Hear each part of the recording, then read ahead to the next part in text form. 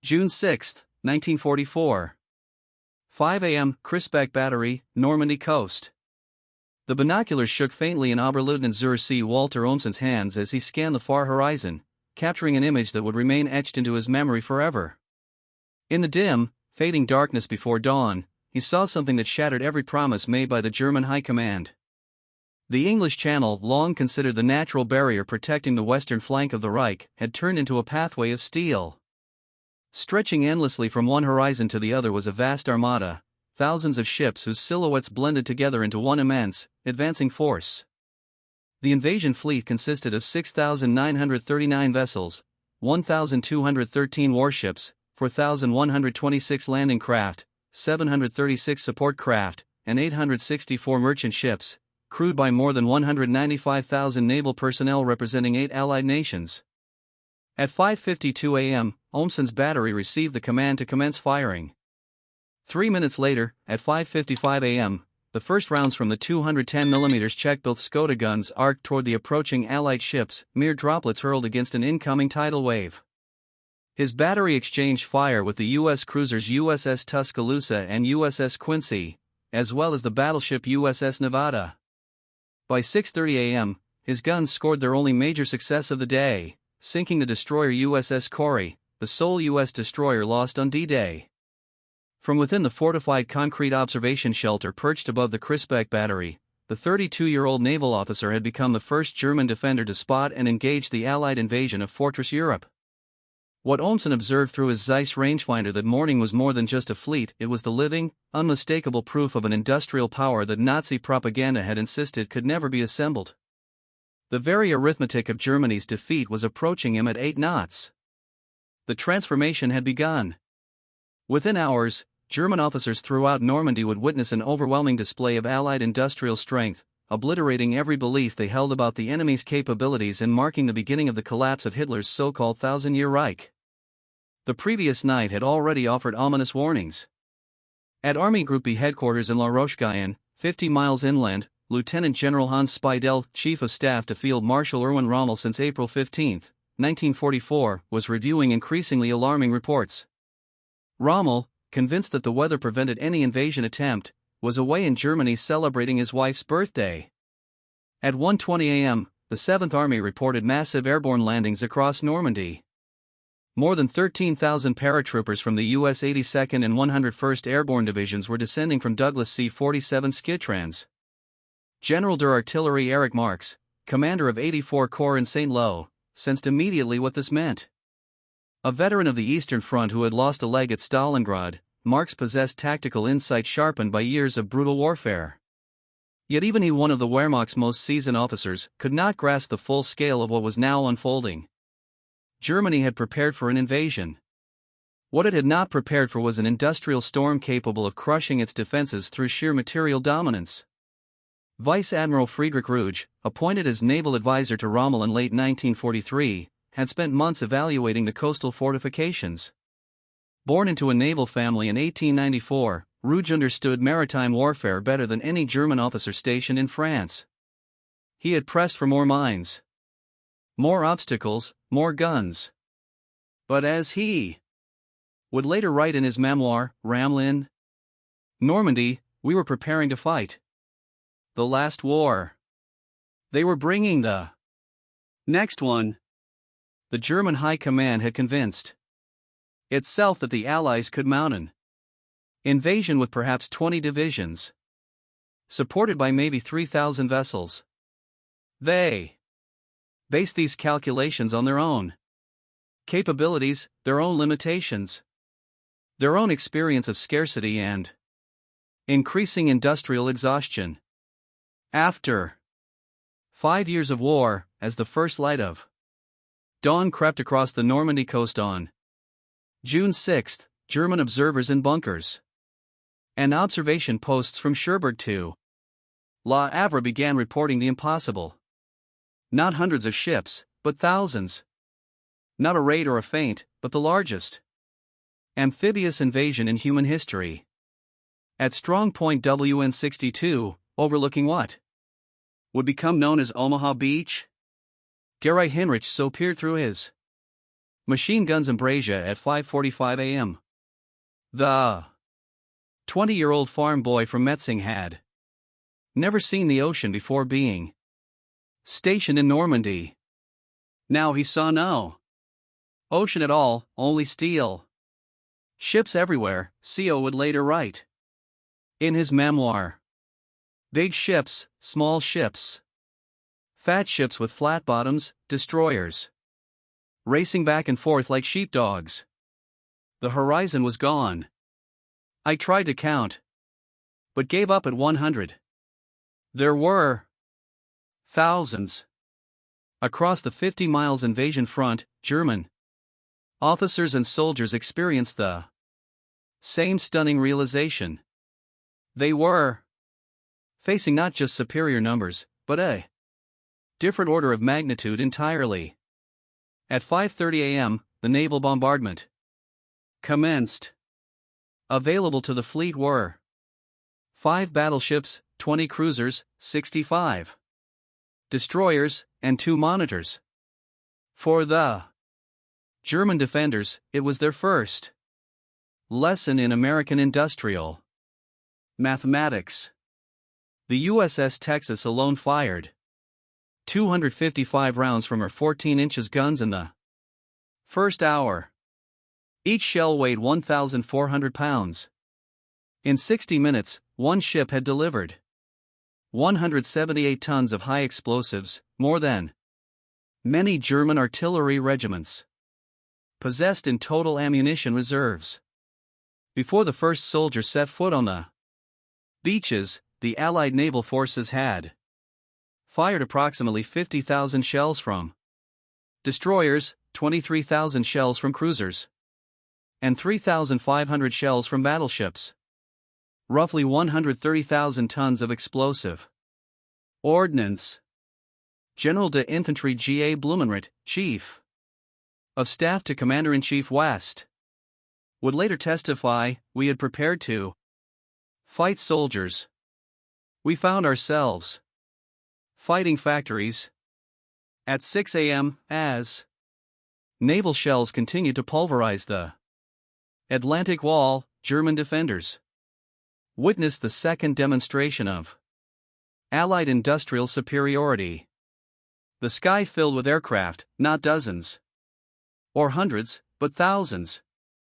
Allied air forces flew over 14,000 sorties in support of the landings, having secured air supremacy prior to the invasion.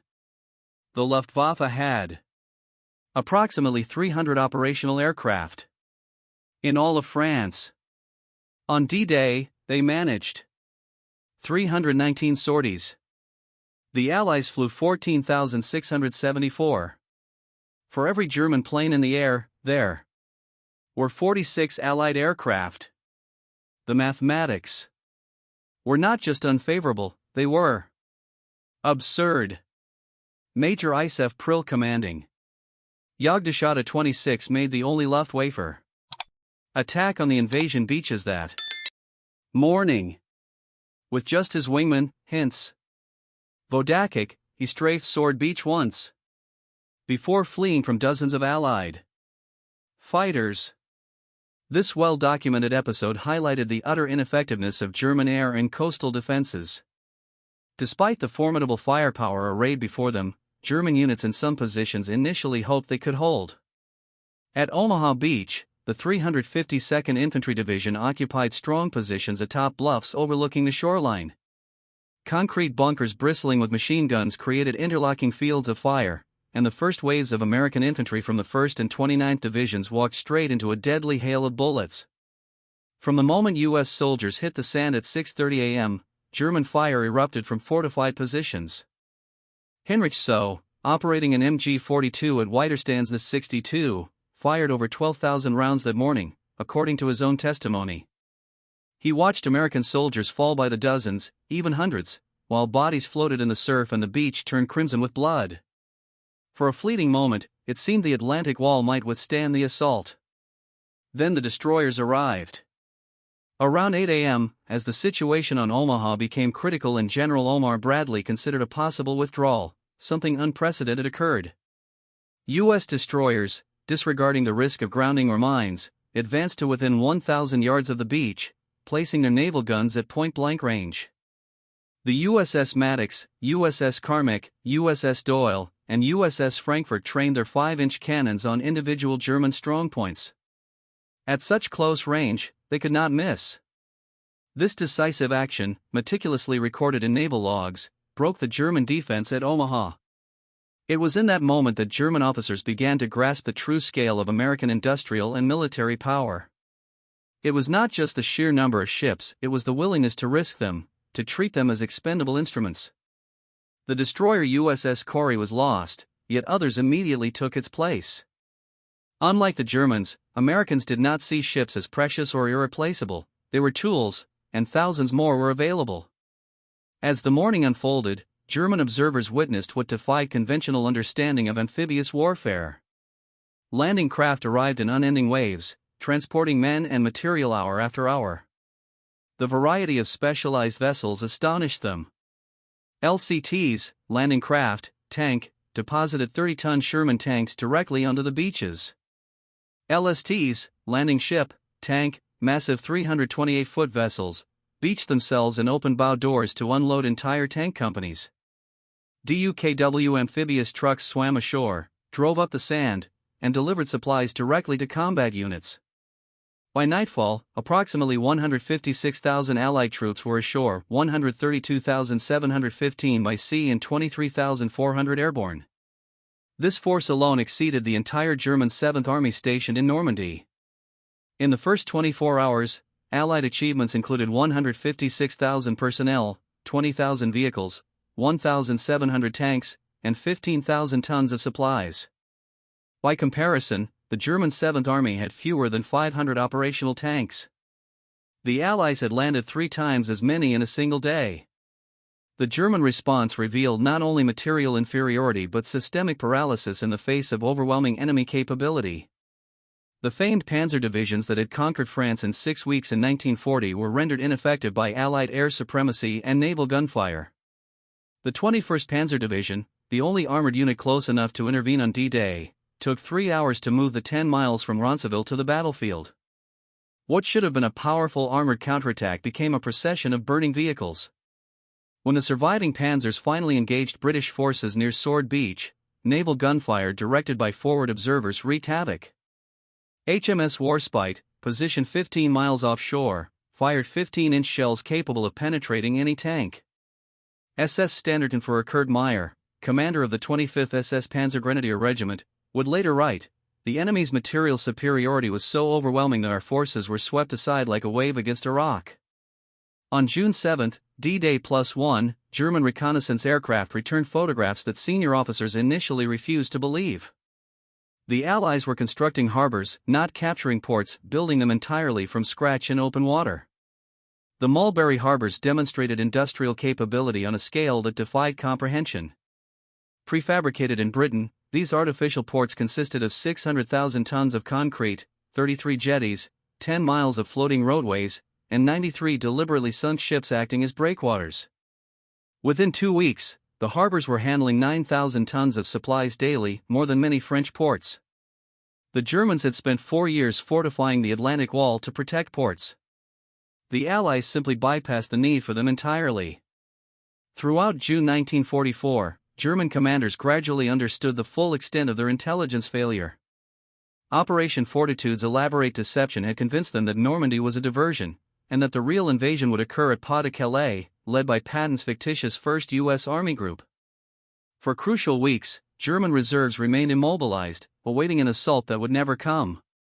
General Der Panzertrooper Leo von Schweppenberg, commanding Panzer Group West, discovered the deception when captured documents revealed Patton's actual location in Normandy, commanding the very real Third Army.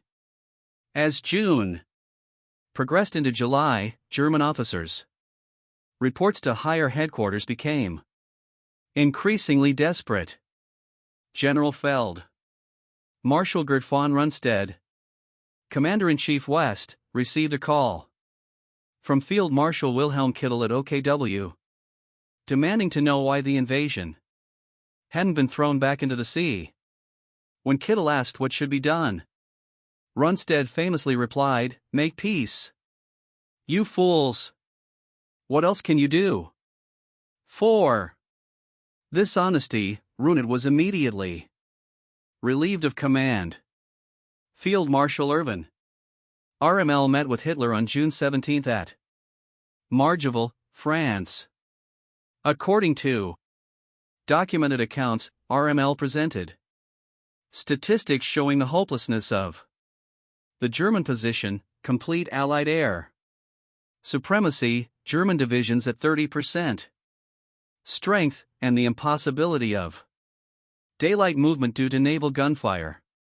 Hitler's response was to forbid any retreat, demanding fanatical resistance. Rommel left the meeting knowing Germany was doomed. Within a month, he would be implicated in the July 20th assassination plot against Hitler and forced to commit suicide. Hans Spittel, Rommel's chief of staff, who survived the war, would later write in Invasion 1944, Rommel and the Normandy campaign. We were not defeated by better soldiers or superior strategy. We were buried under an avalanche of material. The battle for KH demonstrated the futility of German resistance against Allied material superiority. On July 7, 467 RAF heavy bombers dropped 2,500 tons of bombs on Caen in 40 minutes, more explosive power than the entire Luftwaffe possessed in France. The 12th SS Panzer Division, Hitlerjugend, one of Germany's best units, entered the Normandy battle with 20,540 men and 150 tanks.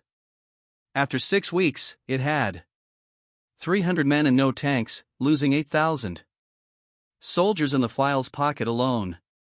Operation Cobra, the American breakout from Normandy beginning July 25, provided the final demonstration of Allied supremacy. 1,500 heavy bombers, 380 medium bombers, and 550 fighter bombers dropped 3,300 tons of bombs in a concentrated carpet bombing attack, targeting an area just 6,000 x 2,200 yards. General Lieutenant Fritz Bioline, commanding the Panzer Division, positioned directly under the bombardment, reported, "My division has been annihilated. We are not fighting an army. We are fighting an industrial complex." The Panzer-Lehr, which had entered Normandy with 190 tanks and 16,000 men, simply vanished. Of 3,000 men in the targeted area, 1,000 died instantly. 1,000 were wounded and 1,000 were too psychologically shattered to fight. The operation's tragic friendly fire incidents killed 111 Americans and wounded 490, including Lieutenant General Leslie J. McNair, the highest ranking U.S. officer killed in action in the European theater. Yet even these casualties were absorbed without affecting the operation's success. The Falaise pocket from August 12 to 21, 1944 became the graveyard of German forces in Normandy. The documented statistics were apocalyptic. 10,000 to 15,000 Germans killed, 40,000 to 50,000 captured, 344 tanks and self-propelled guns destroyed in the northern sector alone, 2,447 soft-skinned vehicles abandoned, 252 artillery pieces lost. Between 20,000 and 50,000 Germans managed to escape the encirclement, but as disorganized remnants rather than fighting units. The German General Staff struggled to comprehend that they were not fighting a military campaign, but an industrial equation. The 1944 production. Comparison starkly illustrated Allied industrial dominance. German production. 1944. Aircraft 3987. Tank production peak 1,854. Monthly December military trucks 68,000. American production 1944. Aircraft 96,000. Tanks 29,000. Military trucks 650,000. These statistics didn't include British, Canadian, or Soviet production. Germany was fighting the entire world's industrial output with the production capacity of a medium-sized nation, increasingly reduced by bombing. Total American wartime production included 297,000 aircraft, 193,000 artillery pieces, 86,000 tanks, 2 million army trucks, 41 billion rounds of ammunition. General Franz Halder, former chief of the General Staff, calculated after the war. By 1944, the Allied advantage in war production was approximately 5:1. In certain categories, like trucks, it was 10-1. We were not defeated. We were mathematically eliminated. The German officers who survived Normandy were psychologically transformed. They had witnessed not just military defeat, but the complete invalidation of Nazi ideology about German superiority and American weakness. Young officers who had grown up under Nazism were particularly affected. They had been told Americans were soft, spoiled by luxury, unable to fight. Instead, they discovered Americans had machines to do the hard work, radios to coordinate, abundant ammunition to practice with, and confidence from unlimited support. The suicide rate among German officers spiked dramatically. Defeat was one thing. The complete invalidation of their worldview was another. Beyond mere quantity, German officers confronted a technology gap that revealed how far behind Germany had fallen. Proximity. Fuses turned anti-aircraft fire into precision killing. Radar-directed naval gunfire could hit targets miles inland with first-round accuracy. Dooku. Amphibious trucks solved logistics problems Germany couldn't even conceptualize. The Allied use of specialized vehicles particularly impressed German officers. Hobart's funnies, modified tanks that could clear mines, lay bridges, destroy bunkers, solve tactical problems through engineering rather than blood. Throughout the Normandy campaign, German officers developed a particular dread of naval gunfire.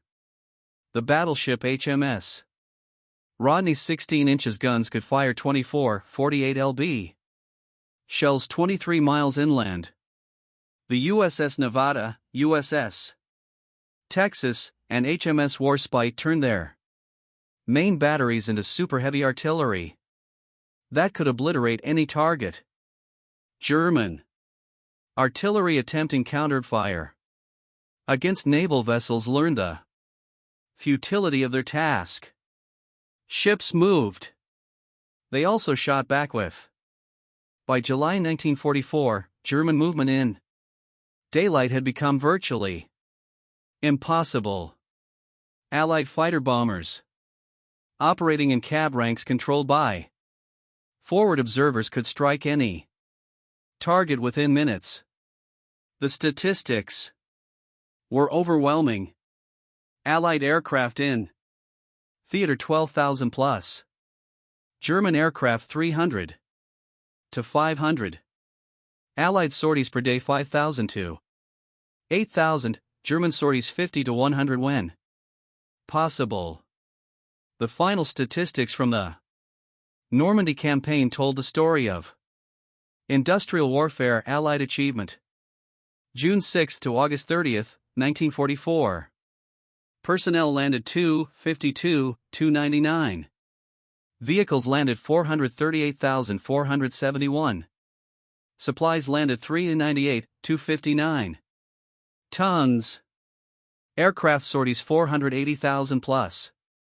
German losses in Normandy killed 240,000. Captured 200,000. Tanks assault guns lost 2,200. Divisions destroyed 40 plus. In 1954, 10 years after D-Day surviving, German officers gathered in Bonn for a private symposium on the Normandy campaign. General der Infantry Gunnar Blumentritt, who had served as chief of staff to both Runert and Kugge, delivered the keynote address. We learned in Normandy that war had changed fundamentally. It was no longer a contest of armies but of economic systems. We counted divisions while they counted factories. We measured courage while they measured production. The image that haunts me still is the sight of American bulldozers pushing aside our destroyed tanks to clear roads for their supply trucks. The German officers who witnessed D-Day were permanently transformed. Hans Bittel became a NATO general, helping integrate West Germany into the Western Alliance. Many Normandy veterans became advocates for European economic integration, understanding that only by pooling resources could European nations hope to match American industrial capacity. Field Marshal Albert Kessler, who commanded German forces in Italy, compared his experience with those who fought in Normandy. In Italy, we could fight the Allies on relatively equal terms. In Normandy, on open ground where they could deploy their full industrial might, our forces were simply erased. On June 6, 1984, the 40th anniversary of D-Day, Walter Olmsson returned to Krisk Battery as an honored guest.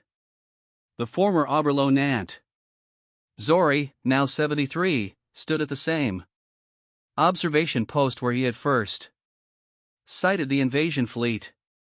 Speaking to gathered veterans, both Allied and German, he reflected, 40 years ago, I stood here and saw the impossible. A sea covered with ships. From horizon to horizon. I knew in that moment that everything I had been told was wrong. Weak nations don't build 7,000 ships. Divided nations don't coordinate such an invasion.